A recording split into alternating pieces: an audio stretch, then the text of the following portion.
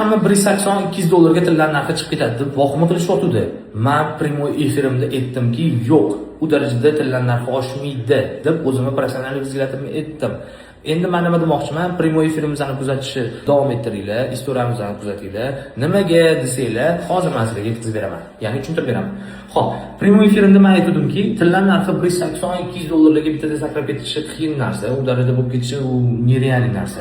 Men o'tda aytdimki, tillar narxi 175-180 dollargacha chiqadi. Undan oshishi juda qiyin narsa. Chunki Eronni bu urushdagi ta'siri tillarga bunaqa katta bo'lmasligini men o'zimizning podpischilarga, primoy efirga kirgan odamlarimiz, yaqinlarimizga aytdim.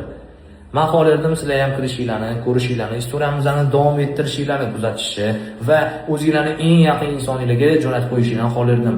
Hamma foydalansin yaxshi to'g'ri informatsiyadan. Allohga shukr, biz aytayotgan informatsiyalarimiz uyaltirib qo'ymayapti. Aytgan narsamiz to'g'ri bo'lib chiqyapti. Bizani kuzatishni davom etinglar, sizlar to'g'ri yo'ldasizlar. Xudo xolasa, GoPro sizlarni hammalarni yaxshi ko'radi. Sog' bo'linglar, charchamanglar.